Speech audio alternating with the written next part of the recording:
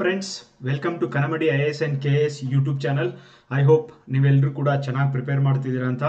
ಪೂರ್ತಿ ರಾಜ್ಯಾದ್ಯಂತ ಮಳೆ ಎಲ್ಲ ಆಗ್ತಾ ಇದೆ ಆ್ಯಂಡ್ ಮನೆ ಒಳಗೆ ಕೂತು ಆ್ಯಂಡ್ ಲೈಬ್ರರಿ ಒಳಗೆ ಕೂತು and just go on and read guys. ನೋಡಿ, once upon a time 10 years back or 5 years back India was also nothing. Means ಯಾವುದು 10-11ನೇ ಪೊಸಿಷನಲ್ಲಿತ್ತು ಆರ್ಥಿಕವಾಗಿ ಪವರ್ಫುಲ್ ಕಂಟ್ರಿಗಳಲ್ಲಿ.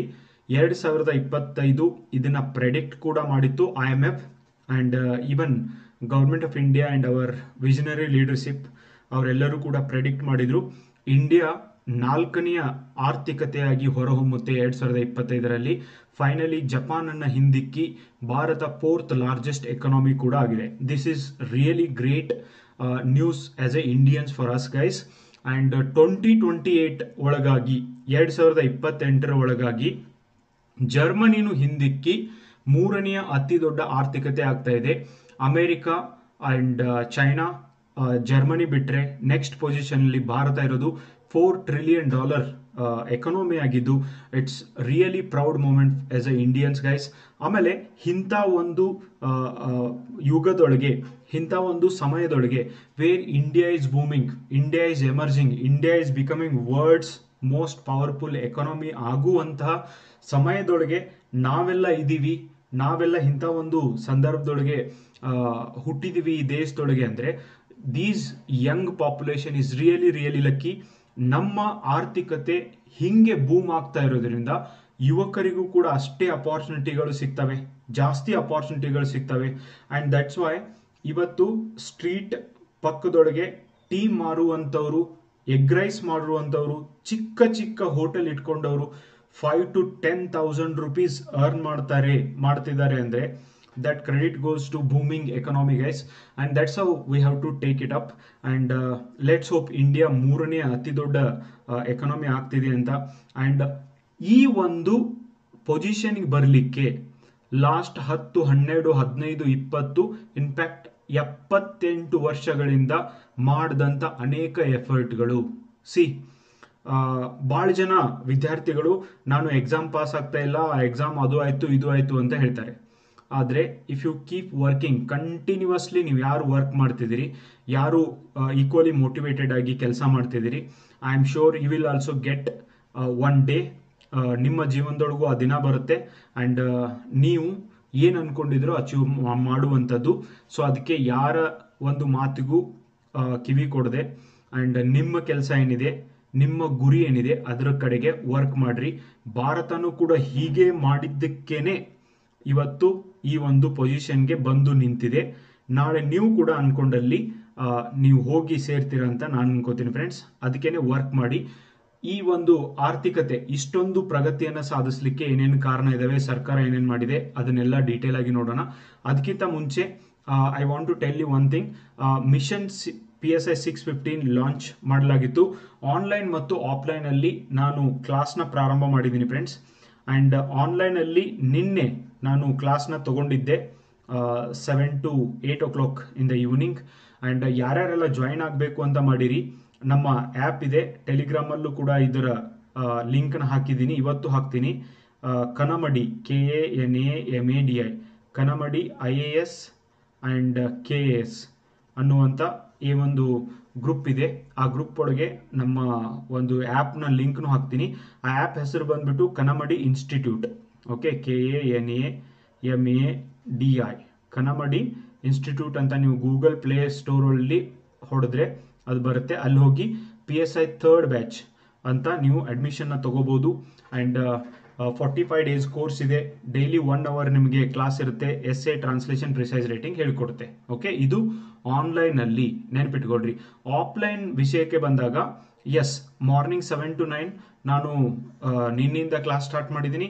ಇವತ್ತು ಮಾರ್ನಿಂಗ್ ಟು 7 to 9 ಕೂಡ ಇತ್ತು, ಆಮೇಲೆ 3 to 5 ಕೂಡ ಇರುತ್ತೆ. ಓಕೆ, ಸೊ ಯಾರ್ಯಾರೆಲ್ಲ ಬಂದು ಜಾಯಿನ್ ಆಗೋರಿದ್ದೀರಿ, ಧಾರವಾಡದೊಳಗಿದ್ದೀರಿ, ಆದಷ್ಟು ಬೇಗ ಬಂದು ಜಾಯಿನ್ ಆಗಬೇಕು. ಆ್ಯಂಡ್ ಮತ್ತೆ 3-4 ಕ್ಲಾಸ್ 5-6 ಕ್ಲಾಸ್ ಆದಮೇಲೆ ಸರ್ ನಾನು ಅಲ್ಲಿ ಹೋಗಿದೆ ಇಲ್ಲಿ ಹೋಗಿದೆ ಅಂತ ಹಂಗೆ ಮಾಡಬೇಡ್ರಿ. ಆ್ಯಂಡ್ ಆದಷ್ಟು ಬೇಗ ಜಾಯಿನ್ ಆಗ್ರಿ. ಪೇಪರ್ 1 ನೊಳಗೆ ಏನೇನಿದೆ, ಎಸ್ಸೆ, ಟ್ರಾನ್ಸ್ಲೇಷನ್, ಪ್ರಿಸೈಸ್ ರೈಟಿಂಗ್ ಇವೆಲ್ಲವನ್ನು ಕೂಡ ನಾನು ನಿಮಗೆ ಹೇಳ್ಕೊಡ್ತೀನಿ. ಅತ್ಯಂತ ಸರಳವಾಗಿ ಆ್ಯಂಡ್ ಪ್ರಾಕ್ಟೀಸ್ ಕೂಡ ಮಾಡಿಸ್ತೀನಿ. ನೀವೇ ಎಸ್ಸೆ ಬರೆಯೋ ಹಾಗೆ ಮಾಡಿ ಕಳಿಸುವಂಥ ಜವಾಬ್ದಾರಿ ನಂದು. And you can contact this number as well. ಯಾರು ಮಾತಾಡ್ಬೇಕಂತೀರಿ ಈ ನಂಬರ್ಗೆ ನೀವು ಕಾಂಟ್ಯಾಕ್ಟ್ ಮಾಡ್ಬೋದು ಗೈಸ್. ಆ್ಯಂಡ್ ನಮ್ಮ ಸ್ಥಳ ಬಂದ್ಬಿಟ್ಟು ಧಾರವಾಡದ ಕಲ್ಯಾಣ ನಗರದ 10ನೇ ಅಡ್ಡ ರಸ್ತೆಯಲ್ಲಿ ನಮ್ಮ ಇನ್ಸ್ಟಿಟ್ಯೂಟ್ ಏನಿದೆ ಅಲ್ಲಿ ಬಂದು ನೀವು ನನಗೆ ಭೇಟಿ ಆಗಬಹುದು. ಆ್ಯಂಡ್ ಪ್ರಬಂಧ ಪುಸ್ತಕ 50 ಪ್ರಬಂಧಗಳ ಪುಸ್ತಕ ಇನ್ನು ಯಾರ್ಯಾರು ತಗೊಂಡಿಲ್ಲ ಆದಷ್ಟು ಬೇಗ ತಗೊಳ್ಳಿ, ಮಾರುಕಟ್ಟೆಯಲ್ಲಿ ಅವೈಲೇಬಲ್ ಇದೆ.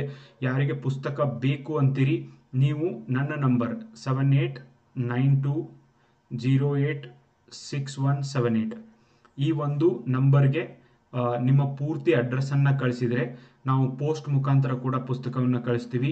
And it's ultimate book, you can see it. 50 ಪ್ರಬಂಧಗಳಿದಾವೆ ಇದರೊಳಗೆ, ಎಲ್ಲ ಕರೆಂಟ್ ಅಫೇರ್ಸ್ ಇನ್ಕ್ಲೂಡಿಂಗ್ ಒಳ ಮೀಸಲಾತಿ ಹಿಡಿದು ಆಮೇಲೆ ಡಿಲಿಮಿಟೇಷನ್ ಕಮಿಷನ್, ಓಕೆ, ಕ್ಷೇತ್ರಗಳ ಮರು ವಿಂಗಡಣೆ ಹಿಡಿದು ಎಲ್ಲ ಪ್ರಬಂಧಗಳನ್ನು ಕೂಡ ಇದರೊಳಗೆ ನೀಡಲಾಗಿದೆ. ಕನ್ನಡ ಮಾಧ್ಯಮದಲ್ಲಿ ಈಗ ಅವೈಲೇಬಲ್ ಇದೆ. ಇಂಗ್ಲಿಷ್ನಲ್ಲಿ ಇನ್ನೊಂದು 15 ಡೇಸ್ ಒಳಗೆ ಪುಸ್ತಕ ಕೂಡ ಇಂಗ್ಲಿಷ್ ಮಾಧ್ಯಮದೊಳಗೂ ಕೂಡ ಬರುತ್ತೆ. And 50 essays in Kannada medium book, 50 essays in English medium book, total 100 ಪ್ರಬಂಧಗಳನ್ನು ನಾನು ನಿಮಗೆ ಕೊಡ್ತಾ ಇದ್ದೀನಿ. ಆ್ಯಂಡ್ ನೀವು ಯಾರು ಓದ್ತೀರಿ ಇದನ್ನು ಕರೆಕ್ಟಾಗಿ ಓದ್ಕೋತೀರಿ, it is going to be game changer for you guys. And ಸುಮ್ಮನೆ ಟೈಮ್ ಪಾಸ್ ಮಾಡಬೇಡ್ರಿ, ಸುಮ್ಮನೆ ಕೂಡಬೇಡ್ರಿ. Keep reading, keep working, keep improving. ನಿಮ್ಮ ಕೌಶಲ್ಯಗಳನ್ನು ಅಭಿವೃದ್ಧಿ ಮಾಡ್ಕೊಳ್ರಿ. ನೀವೆಲ್ಲ ಓದಿದ್ದೀನಿ ಅಂದರೆ ಹ್ಯಾಂಡ್ ರೈಟಿಂಗ್ ಇಂಪ್ರೂವ್ ಮಾಡ್ಕೊಳ್ರಿ. ಹ್ಯಾಂಡ್ ರೈಟಿಂಗ್ ಬೆಟರ್ ಆಗ್ತವೆ ಅಂದರೆ ಇನ್ನೂ ಬೆಸ್ಟ್ ಮಾಡ್ಕೊಳ್ರಿ. And keep working. ಎದಕ್ಕಂದರೆ ಬಹಳಷ್ಟು ಜನ, ಅದಕ್ಕೆ ನಮ್ಮ ಪುಸ್ತಕದ ಕವರ್ ಪೇಜ್ ಮೇಲೂ ಕೂಡ ಇದನ್ನು ಹಾಕ್ಸಿದ್ದೀನಿ ಫ್ರೆಂಡ್ಸ್. ನಮ್ಮ ಅತಿ ದೊಡ್ಡ ದೌರ್ಬಲ್ಯ ಅಂದರೆ ಕೊನೆಯ ಪ್ರಯತ್ನ ಮಾಡದೇನೆ, ಓಕೆ, ಕೊನೆಗೆ ಬಂದಿರ್ತೀವಿ, ಎಲ್ಲ ಸಕ್ಸಸ್ ಆಗಲಿಕ್ಕೆ ಎಲ್ಲ ವೇಟ್ ಮಾಡ್ತಿರುತ್ತೆ, ಕೊನೆಯ ಪ್ರಯತ್ನ ಮಾಡ್ದೇನೆ ಭಾಳ ಸರ್ತಿ ಕೈ ಚೆಲ್ತೀವಿ. ಆ್ಯಂಡ್ ಇದನ್ನು ಮಾಡಬಾರ್ದು. ಯಾರ್ಯಾರಿಗೆ ಏಜ್ ಇದೆಯೋ ಅವ್ರಿಗೆ ಮಾತ್ರ ಅಪ್ಲಿಕೇಬಲ್ ಆಗ್ತಾ ಇದೆ. ಯಾರಿಗೆ ಏಜ್ ಮುಗ್ದಿದೆಯೋ ದಯವಿಟ್ಟು ಸಿ ಸಮ್ ವರ್ಕ್. ಆಮೇಲೆ ಇವನ್ ಯಾರ್ದು ಏಜ್ ಇದೆಯೋ ನೀವು ವರ್ಕ್ ಮಾಡ್ತಿದ್ರೆ ಮಾಡ್ಕೋತೂ ಇದನ್ನು ಮಾಡ್ಬೋದು. ಆ್ಯಂಡ್ ಆನ್ಲೈನ್ ಕ್ಲಾಸ್ ಅದ್ರ ಸಂಬಂಧ ಇದೆ, ನೀವು ಅದ್ರ ಉಪಯೋಗವನ್ನು ತಗೋಬೋದು. ಜೀವನದಲ್ಲಿ ಬಹುತೇಕ ಯಶಸ್ಸು ಮಗದೊಂದು ಪ್ರಯತ್ನ ಮಾಡುವುದರಷ್ಟೇ ಲಭಿಸ್ತದೆ. ಓಕೆ, ಸೊ ಇವತ್ತು ಬ್ಯಾಡ್ ಡೇ ಇರ್ಬೋದು, ನಾಳೆ ಇನ್ನೂ ಬ್ಯಾಡ್ ಡೇ ಇರ್ಬೋದು, ಅದು ನಾಡಿದ್ದು ಮುಗ್ದೇ ಹೋಯ್ತು ನನ್ನ ಕತಿ, ವೆರಿ ವೆರಿ ವೆರಿ ಬ್ಯಾಡ್ ಡೇ ಅಂತಾನೂ ಇರ್ಬೋದು. ಬಟ್ ನೀವು ಇವೆಲ್ಲವನ್ನು ಸಹಿಸ್ಕೊಂಡಿದ್ರೆ ನೆಕ್ಸ್ಟ್ ದಿನ ಬೆಸ್ಟ್ ಡೇ ಬರ್ಬೋದು. ಸೊ ಅಲ್ಲಿವರೆಗೂ ಕಾಯುವಂಥ ಪೇಷನ್ಸ್ ನಿಮ್ದಿರಬೇಕು. ಭಾಳ ಜನ ಏನಾಗುತ್ತೆ, ಬ್ಯಾಡ್ ಡೇ ಇದ್ದಾಗಲೂ ತಡ್ಕೊಳ್ಳೋದಿಲ್ಲ, ವೆರಿ ಬ್ಯಾಡ್ ಡೇ ಇದ್ದಾಗ 50% ಸಾಯ್ತಾರೆ. And very very very bad ಇದ್ದಾಗ ಆಲ್ಮೋಸ್ಟ್ 80% ಜನ ಅಲ್ಲಿ ಗಿವ್ ಅಪ್ ಮಾಡಿಬಿಡ್ತಾರೆ. ಆ್ಯಂಡ್ ಲಾಸ್ಟಿಗೆ ಹೋಗೋದು very few people. That's why very few are successful in this world. ಯಾಕೆ ಬಹಳಷ್ಟು ಕಡಿಮೆ ಜನ ಸಕ್ಸಸ್ಫುಲ್ ಆಗಿದ್ದಾರೆ ಅಂದರೆ reason being giving up. Okay, so ಇದನ್ನು ಮಾಡಬೇಡ್ರಿ, ಕೀಪ್ ವರ್ಕಿಂಗ್.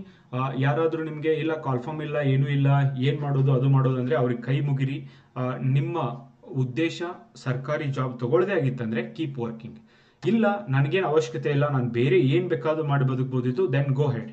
ಓಕೆ, ಯಾವ ಪುಸ್ತಕನೂ ತೊಗೋಬೇಡ್ರಿ, ಓದಬೇಡ್ರಿ. ನಿಮ್ಗೇನು ಮಾಡಂಗೆ ಅನಿಸ್ತಿದೆ, ನೀವು ಏನು ಬಿಸ್ನೆಸ್ ಮಾಡಬೇಕು ಅಂತೀರಿ ಅದ್ರ ಮೇಲಾದರೂ ಫೋಕಸ್ ಮಾಡಿರಿ.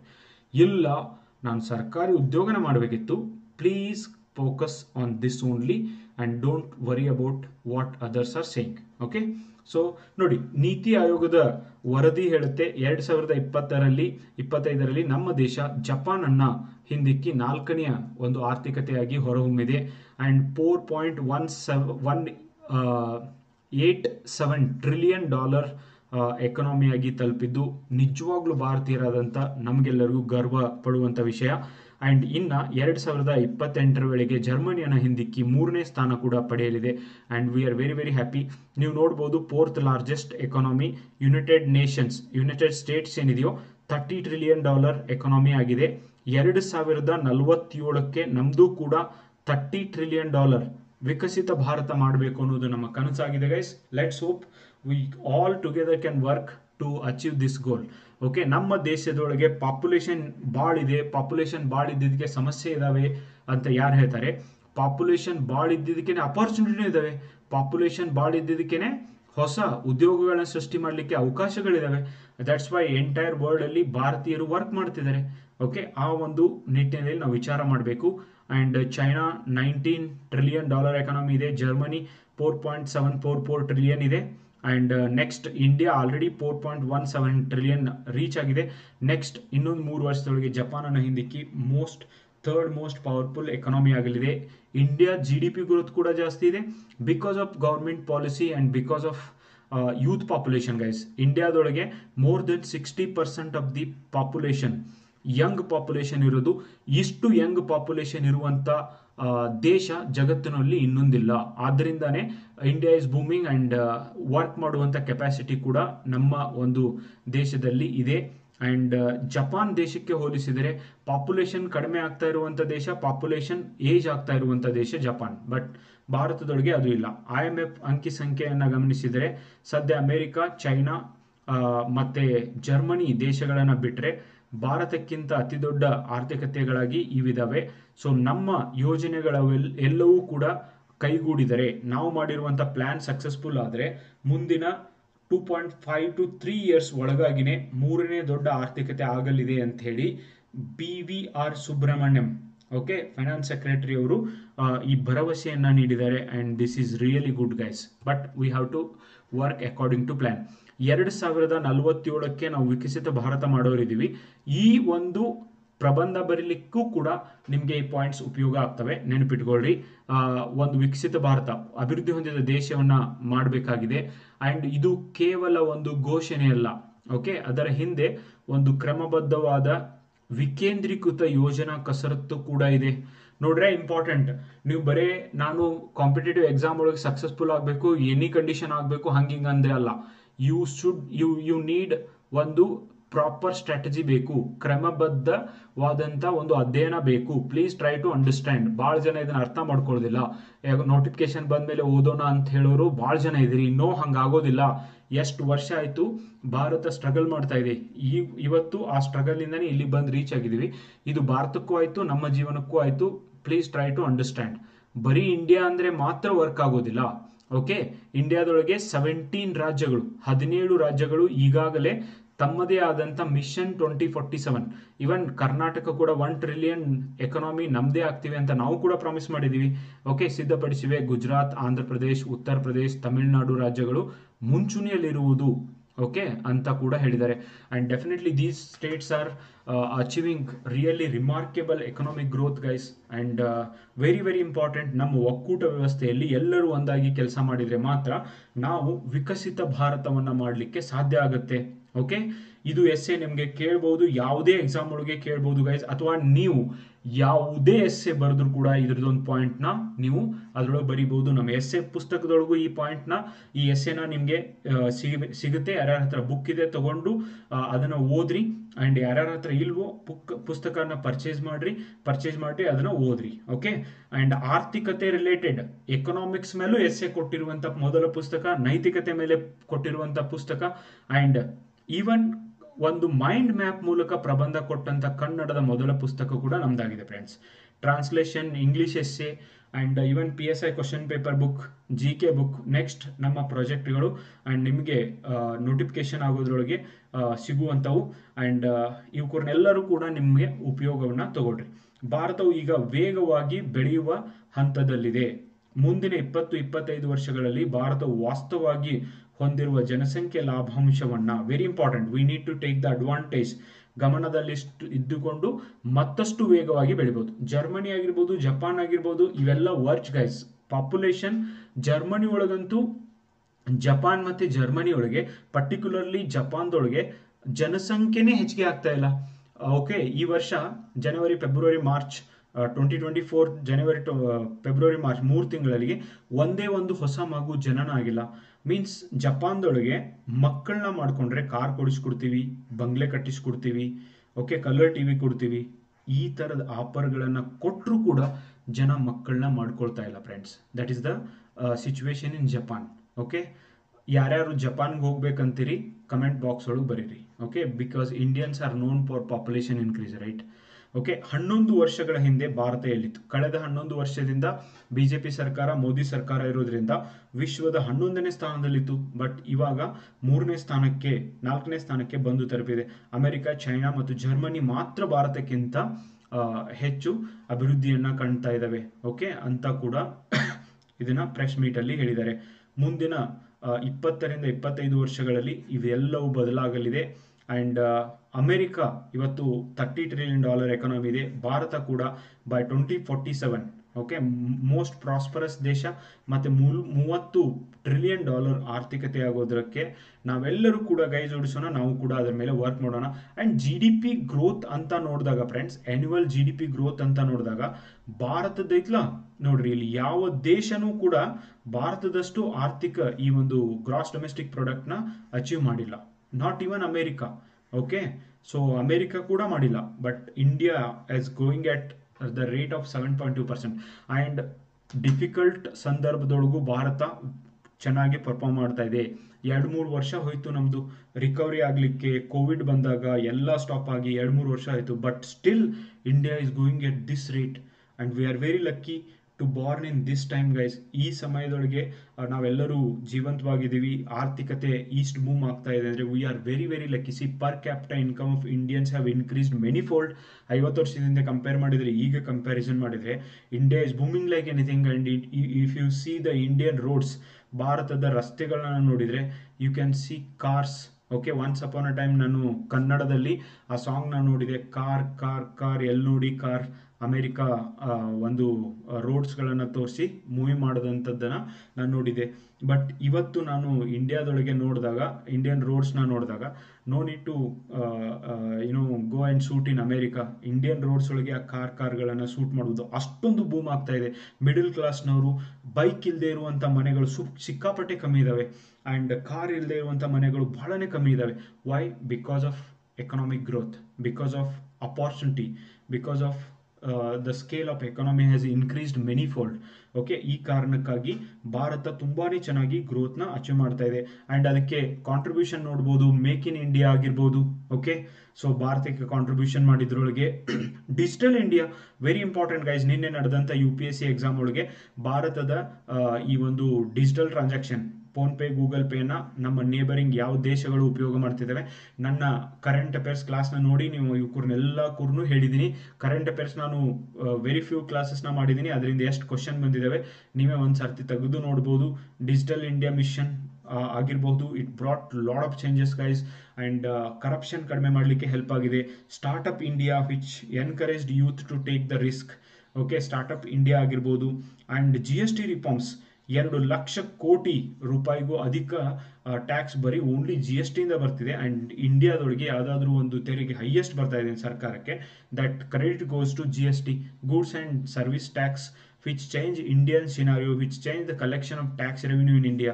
And bold step taken by the government in 2017 and introduced this gross domestic product. That's really a great achievement guys. And ಅಷ್ಟೇ ಅಲ್ಲ, Ayushman Bharat, even middle class ಫ್ಯಾಮಿಲಿಗಳು ಕೂಡ, ಪೂರ್ ಫ್ಯಾಮಿಲಿಗಳು ಕೂಡ ಹೆಲ್ತ್ ಸೆಕ್ಯೂರಿಟಿನ ಕೊಟ್ಟಿದ್ದು. And that created lot of good things in India guys. And a healthy nation can create a healthy world, a healthy nation can register very good economic growth ಅನ್ನೋದಕ್ಕೆ ಇದೇ ಒಂದು best example ಕೂಡ ಆಗಿದೆ. ಅಷ್ಟೇ ಅಲ್ಲ, ರೈತರಿಗಾಗಿರಬಹುದು, and many social welfare schemes ಆಗಿರಬಹುದು, and ಪಾಪ್ಯುಲೇಷನ್ನೇ ಜಾಸ್ತಿ ಇರುವಂಥ ಪಾಪ್ಯುಲೇಷನ್ ಅಡ್ವಾಂಟೇಜ್ ಆಗಿ ಸರ್ಕಾರ ಇವತ್ತು ಯೋಜನೆಗಳನ್ನು ರೂಪಿಸ್ತಾ ಇರೋದ್ರಿಂದ ನಮ್ಮ ಆರ್ಥಿಕ ಬೆಳವಣಿಗೆ ಕೂಡ ತುಂಬ ಚೆನ್ನಾಗಾಗ್ತಾ ಇದೆ. ಆ್ಯಂಡ್ ಇದೇ ಆರ್ಥಿಕ ಬೆಳವಣಿಗೆ ತುಂಬ ಚೆನ್ನಾಗಿ ಮುಂದುವರಿಲಿ. ಆ್ಯಂಡ್ ಎಲ್ಲರಿಗೂ ಕೂಡ ಆರ್ಥಿಕವಾಗಿ ಎಲ್ಲರೂ ಕೂಡ ಪ್ರಬಲವಾಗಲಿ. ನಮ್ಮ ದೇಶದೊಳಗೆ ಈಕ್ವಾಲಿಟಿ ಅನ್ನೋದು ಬರಲಿ, ಸಮಾನತೆ ಅನ್ನೋದು ಬರಲಿ, ಆರ್ಥಿಕ ಸಮಾನತೆ ಅನ್ನೋದು ಬರಲಿ ಅನ್ನೋದು ನಮ್ಮ ಸಂವಿಧಾನದ ಆಶಯವಾಗಿದೆ. ಇವನ್ ನನ್ನ ವಿಶ್ ಕೂಡ ಆಗಿದೆ ಗೈಸ್. ಅದಕ್ಕೆ ನಾವೆಲ್ಲರೂ ಕೂಡಿ ವರ್ಕ್ ಮಾಡಲೇಬೇಕು. ಪ್ರತಿಯೊಬ್ಬರು ವರ್ಕ್ ಮಾಡಿದಾಗ ಮಾತ್ರ ಎಕನಾಮಿ ಬೂಮ್ ಆಗಕ್ಕೆ ಸಾಧ್ಯ, ನಿಮ್ಮ ಫ್ಯಾಮಿಲಿ ಬೂಮ್ ಆಗಕ್ಕೆ ಸಾಧ್ಯ, ನಿಮ್ಮಷ್ಟಕ್ಕೆ ನೀವು ಕೂಡ ಆರ್ಥಿಕವಾಗಿ ಪ್ರಬಲವಾಗಲಿಕ್ಕೆ ಸಾಧ್ಯ ಅನ್ನೋದು ನನ್ನ ಒಂದು ಅನಿಸಿಕೆ. ಆ್ಯಂಡ್ ಸರ್ಕಾರ ತಗೊಂಡಂಥ many bold steps, many schemes, even NITI Aayog ಮಾಡಿದ್ದೇ ಆಗಿರಬಹುದು, ಫೈನಾನ್ಸ್ ಕಮಿಷನ್ ಮಾಡಿದ್ದೇ ಆಗಿರ್ಬೋದು, allocation of funds for poor ಸ್ಟೇಟ್ಸ್ಗೆ ಹೆಚ್ಚಿಗೆ ಮಾಡಿದ್ದಾಗಿರ್ಬೋದು, ಲೈಕ್ ದಟ್ ಎಲ್ಲ ರಾಜ್ಯಗಳು ಕೋಆಪರೇಟ್ ಮಾಡಿದ್ದಾಗಿರ್ಬೋದು. ಇವೆಲ್ಲ ಕಾರಣದಿಂದ ಇವತ್ತು ಇಂಡಿಯಾ ಆರ್ಥಿಕವಾಗಿ ಪ್ರಗತಿಯನ್ನು ಸಾಧಿಸ್ತಾ ಇದೆ. Let's go like this and achieve Viksit Bharat 2047 ಅಂತ ಹೇಳ್ತಾ ಈ ಕ್ಲಾಸನ್ನು ಮುಗಿಸ್ತಾ ಇದ್ದೀನಿ friends. And take care and read well. ಯಾರ್ಯಾರೆಲ್ಲ ಕ್ಲಾಸಿಗೆ ಬರೋರು ಇದ್ದೀರಿ ಲೇಟ್ ಮಾಡಬೇಡ್ರಿ. ಆನ್ಲೈನಲ್ಲಿ ಜಾಯ್ನ್ ಆಗೋರು ಇವತ್ತೇ ಜಾಯ್ನ್ ಆಗಿ. ಇವತ್ತು ಸಾಯಂಕಾಲ 8:30 ಅವ್ರ 9 o'clock-ಇಂದ 10 o'clock ನಿಮಗೆ ಕ್ಲಾಸ್ ಇರುತ್ತೆ ಆನ್ಲೈನಲ್ಲಿ. ಆ್ಯಂಡ್ ಆಫ್ಲೈನಲ್ಲಿ 3 to 5 ಇವತ್ತು ಕ್ಲಾಸ್ ಇದೆ. ಆ್ಯಂಡ್ ಆಫ್ಲೈನಲ್ಲಿ ಬಂದು ಜಾಯ್ನ್ ಆಗೋರು ಇವತ್ತೇ ಜಾಯ್ನ್ ಆಗಿ. Thank you so much for watching the video. Bye, take care.